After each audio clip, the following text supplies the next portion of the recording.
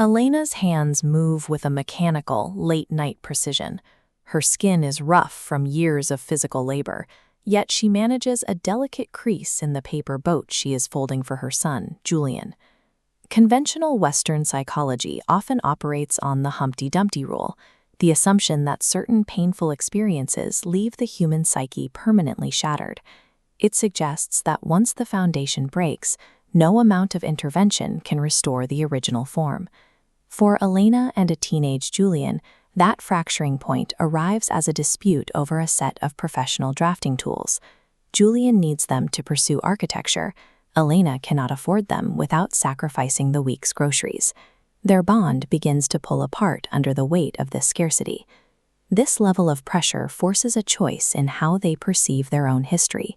Either the trauma destroys the foundation of their lives, or it provides the raw material for a different kind of structural repair. In 15th century Japan, a shogun sent a shattered tea bowl back to China for repairs, only to receive it held together by unsightly metal staples. Japanese craftsmen developed kintsugi, mending broken ceramics with gold-dusted lacquer, turning the disaster into a centerpiece. This philosophy inverts the value of damage.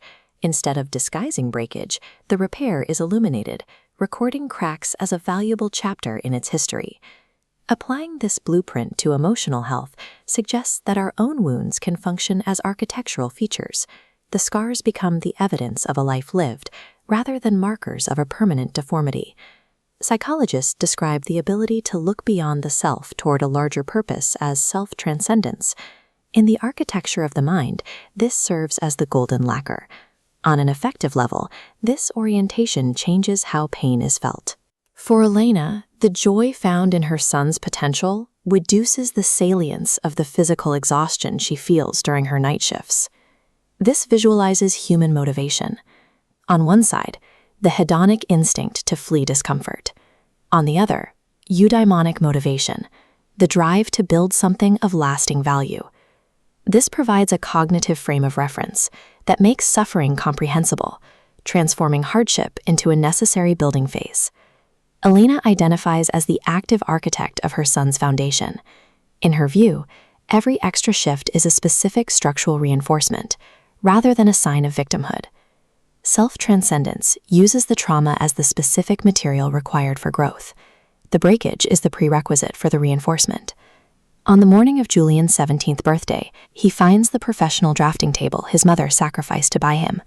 In that moment, Julian notices the gray in Elena's hair and the physical toll the labor has taken on her hands. This is the realization of post-traumatic growth. It is the state in which an individual emerges from severe adversity feeling more purposeful and capable than they were before the crisis.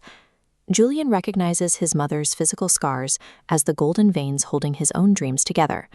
Her sacrifice is the lacquer that ensures the structure holds. When Julian eventually leaves for college to begin his career, Elena is left with an emotional void in a suddenly quiet house. She relies on the concept of mushin, or no mind. It is a state of equanimity and non-attachment, an acceptance of the fact that all things, including families, must eventually change their form.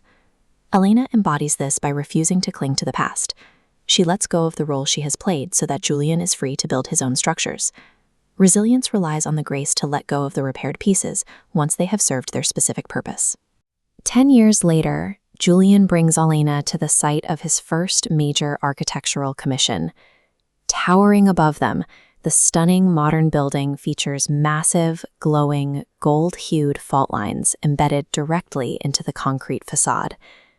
Julian explains that the strongest part of any structure is the place where it once fractured and was properly reinforced. Sacrifice and hardship form the golden veins of a life lived. These scars prove that the structure was not merely survived, but intentionally built.